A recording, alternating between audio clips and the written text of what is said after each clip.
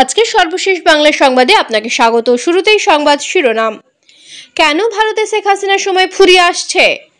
নেতাকর্মীদের বিপদে রেখে আপা আমাদের ছেড়ে গেছেন।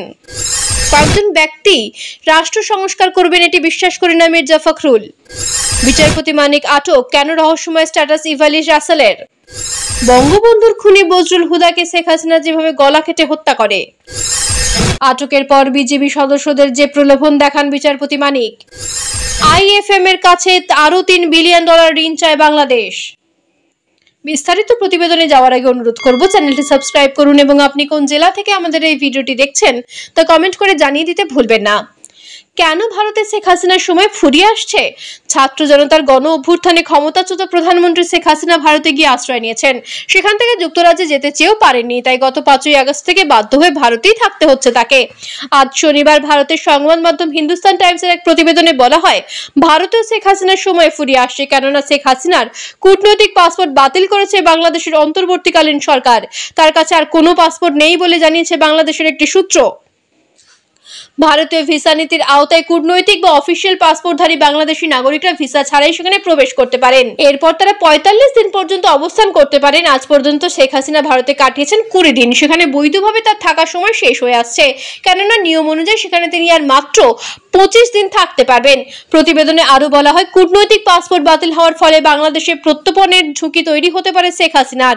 সেখানে তার বিরুদ্ধে এখনো পর্যন্ত 51টি মামলা হয়েছে, যার মধ্যে 42টি হত্যা মামলা। শেখ হাসিনার প্রত্যর্পণ বিষয় 2013 সালে বাংলাদেশ ভারতের মধ্যে হওয়া প্রত্যর্পণ চুক্তির মধ্যে পড়বে, যা 2016 সালে সংশোধন করা হয়। চুক্তিতে বলা হয়েছে, রাজনৈতিক বিবেচনায় মামলায় আসামি হলে অভিযুক্তকে প্রত্যর্পণ বা ফেরত দিতে অস্বীকৃতি জানাতে হবে। কিন্তু এই চুক্তিতে হত্যা মামলার বিষয়টি স্পষ্টভাবে রাজনৈতিক বিবেচনার বাইরে রাখা হয়েছে। তবে মামলাটি ন্যায় বিচারের স্বার্থে হলেও দুই দেশ অভিযুক্তকে প্রত্যর্পণ করা থেকে বিরত থাকতে পারে বা অস্বীকৃতি জানাতে পারে। প্রিয় ভালোবাসার দর্শক, শেখ হাসিনা হিটলার নাকি উন্নয়নের উপকার? আপনার মূল্যবান মতামত কমেন্ট করে জানিয়ে দিন। এদিকে আরেকটি আলোচিত নিউজ হচ্ছে, নেতাকর্মীদের বিপদে রেখে আপা আমাদের ছেড়ে গেছেন। আমি আপনার সঙ্গে দেখা করতে পারবো না, আমি আত্মগোপনে আছি, ফোনে কথা বলতে পারি, নিরাপদ কোনো স্থানে আমি আপনার সঙ্গে দেখা করতে চেষ্টা করব, আপনার গতিবিধি নজরদারি করা হবে, তাই আমি আপনার সঙ্গে দেখা করতে পারবো কিনা জানি না। এগুলো ক্ষমতাচ্যুত শেখ হাসিনা সহ তার দল আওয়ামী লীগের কয়েকজন নেতাকর্মী ও সাবেক সরকারের সঙ্গে সংশ্লিষ্ট গোয়েন্দা সদস্যদের পাঠানো কিছু বার্তা, যা ইন্ডিয়ান এক্সপ্রেস পেয়েছে। দ্য ইন্ডিয়ান এক্সপ্রেস গত এক সপ্তাহে ব্যক্তিদের কারো সঙ্গে অজ্ঞাত স্থানে দেখা করতে এবং বিএনপি ও জামায়াতে ইসলামী প্রতিশোধের শিকার হওয়ার শঙ্কায় আত্মগোপনে থাকা কয়েকজনের সঙ্গে কথা বলতে সক্ষম হয়েছে। এই ব্যক্তিদের অভিন্ন কথা, শেখ হাসিনা দল ও জনগণকে পরিত্যাগ করেছেন। তাদের মধ্যে আওয়ামী লীগের এক নেতা বলেন, আপা আমাদের ছেড়ে গেছেন। আওয়ামী লীগের এক নেতা বলেন, দুর্নীতি, চাঁদাবাজি, নির্যাতন, পুলিশের নিষ্ঠুরতায় জনগণের মধ্যে যে ক্ষোভের সৃষ্টি হয়েছে তা আমরা বুঝেছিলাম। বিএনপিকে নির্বাচনী তরিতে ওঠানো গেলে সেই ক্ষোভ হয়তো থামানো যেত, তাতে আমরাই আবার জিততে পারতাম এবং দল ক্ষমতায় থাকতো। প্রিয় ভালোবাসার দর্শক, আপনি কোন দলের সমর্থক? আপনার মূল্যবান মতামত কমেন্ট করে জানিয়ে দিন। অন্যদিকে আরেকটি গুরুত্বপূর্ণ নিউজ হচ্ছে, কয়েকজন ব্যক্তি রাষ্ট্র সংস্কার করবেন এটি বিশ্বাস করি না মির্জা ফখরুল। কয়েকজন ব্যক্তি রাষ্ট্র সংস্কার করবেন এটি বিশ্বাস করেন না বিএনপি মহাসচিব মির্জা ফখরুল ইসলাম আলমগীর। আজ শনিবার জাতীয় প্রেস ক্লাবে বীর মুক্তিযোদ্ধা ও সাবেক প্রধানমন্ত্রী কাজী জাফর আহমেদের 9তম মৃত্যুবার্ষিকী উপলক্ষে এক আলোচনা সভায় প্রধান অতিথির বক্তব্য নিয়ে কথা বলেন। এই আলোচনা সভার আয়োজন করে ভাসানী অনুষ্ঠানী পরিষদ। মির্জা ফখরুল বলেন, নির্বাচিত পার্লামেন্টের মাধ্যমে দেশ সংস্কারের কোনো বিকল্প নেই। কয়েকজন ব্যক্তি রাষ্ট্র সংস্কার করে দেবেন এটা আমি বিশ্বাস করি না। আমরা নির্বাচনের উপর অনেক জোর দিতে চাই। জনগণের অংশগ্রহণের মাধ্যমে সংস্কার করতে হবে। তবে অন্তর্বর্তী সরকারে যারা রয়েছেন সবাই যোগ্য ব্যক্তি। রাষ্ট্র সংস্কারের ব্যাপারে নির্বাচন খুবই গুরুত্বপূর্ণ। অন্তর্বর্তী সরকারের কাছে আমাদের প্রত্যাশা অনেক উল্লেখ করে মির্জা ফখরুল বলেন, আমরা সবাই মনে করি এই সরকার যৌক্তিক সময়ের মধ্যে একটি সুষ্ঠু নির্বাচনের ব্যবস্থা করবেন। প্রধান উপদেষ্টা দ্রুত জনগণের মাধ্যমে কি করতে চান সেটা উপস্থাপন করবেন। একটা রোড ম্যাপ মাধ্যমে দ্রুত নির্বাচনের ব্যবস্থা করবেন। তিনি বলেন, ফ্যাসিবাদের নায়ক শেখ হাসিনা পালিয়ে গেছেন, তবে তাদের দোসররা কেউ পালিয়ে গেছে এবং কেউ লুকিয়ে রয়েছে। যেসব ব্যক্তি হাসিনার পাশে থেকে তার দোসরের ভূমিকায় মানুষের উপর নির্যাতন, নিপীড়ন করেছে, লুটপাট করেছে, তাদের আমরা অন্তর্বর্তী সরকারের উপদেষ্টাদের আশেপাশে দেখতে চাই না। গুরুত্বপূর্ণ ব্যক্তিদের সঙ্গে তাদের দেখা আমরা উদ্বিগ্ন, চিন্তিত হই।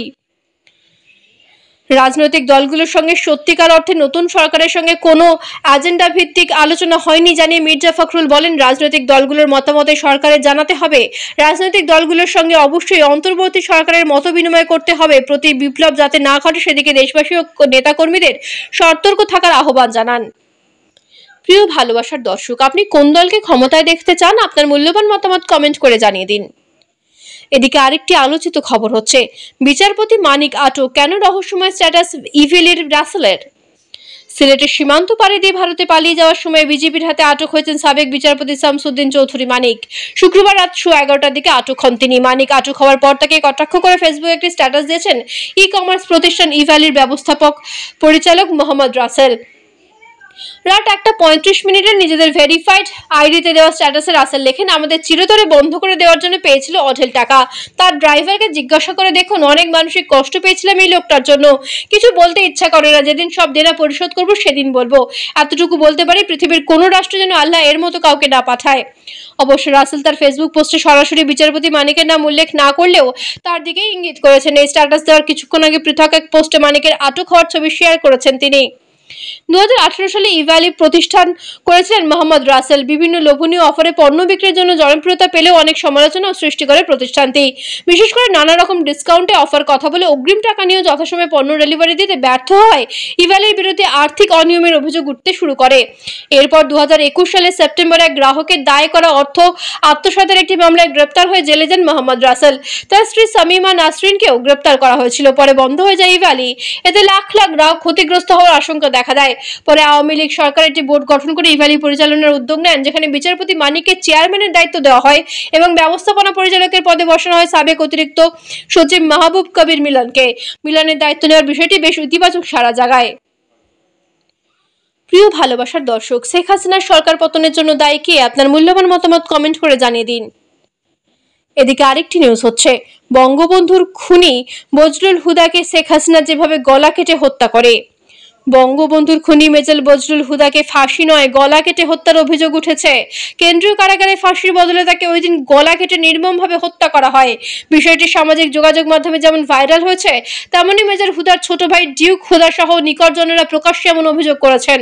শুধু তাই নয়, তারা এই ব্যাপারে মামলাও প্রস্তুতি নিচ্ছেন। সবকিছু জানার পরও পরিস্থিতি অনুকূলে না থাকে তারা এতদিন কোনো পদক্ষেপ নেননি বলে জানিয়েছেন। মেজর বজলুল হুদা ছিলেন আলমডাঙ্গা উপজেলার হাট বোয়ালিয়া গ্রামের প্রয়াত ডক্টর রিয়াজ উদ্দিন আহমেদের ছেলে। তিনি ছিলেন মেহেরপুর 2 নম্বর আসনের সাবেক সংসদ সদস্য, মুক্তিযোদ্ধা। উচ্চ আদালতের আদেশে 14 বছর আগে 2010 সালের 28 জানুয়ারি রাতে ফাঁসি হয় মেজর বজলুল হুদার। কিন্তু ফাঁসির বিষয়টি মানতে নারাজ নিকট আত্মীয় এলাকাবাসী। তারা বলছেন, মেজর বজলুল হুদাকে ফাঁসি নয়, গলা কেটে হত্যা করা হয়েছে। নিরাপত্তার অভাবে বজলুল হুদার গলা কাটার তথ্য গোপন করে রেখেছিল পরিবার ও এলাকাবাসী। চলতি বছরের 5ই আগস্ট হাসিনা সরকারের পতনে মুখ খুলতে শুরু করেছে তারা। জানা গেছে 1975 সালের 15ই আগস্ট বঙ্গবন্ধু সহ তার পরিবারের সদস্যদের খুন করে বজলুল হুদা সহ সেনাবাহিনীর কতিপয় সদস্য। বঙ্গবন্ধুকে খুনের দায়ে ফাঁসির আদালতে দণ্ডিত হয় খুনিরা। 2010 সালের 28 জানুয়ারি রাতে মেজর বজলুল হুদা সহ মোট 5 জনের মৃত্যুদণ্ড কার্যকর করা হয়। অন্যদিকে আরেকটি খবর হচ্ছে, আটকের পর বিজিবিকে সদস্যদের যে প্রলোভন দেখান বিচারপতি মানিক। সুপ্রিম কোর্টের অবসরপ্রাপ্ত বিচারপতি AAGM শামসুদ্দিন চৌধুরী মানিককে আটক করা হয়েছে। ভারত সীমান্তে জঙ্গল থেকে তাকে আটক করা হয়। শুক্রবার রাতে বিজেপি সদর দপ্তর এক খুদে বার্তায় এই তথ্য জানায়। আটকের পর প্রকাশিত একটি ভিডিওতে দেখা যায় তার সামনে অবস্থান করা লোকেদেরকে বিচারপতি মানিক বলছেন, আমি তোমাদের পয়সা দিয়ে দেবো, পয়সা আমি দেবো, আমার ভাই বোন দেবে। জবাবে তাদের মধ্যে একজনকে বলতে শোনা যায়, আমাদের পয়সার প্রয়োজন নেই, আপনার সেফটি।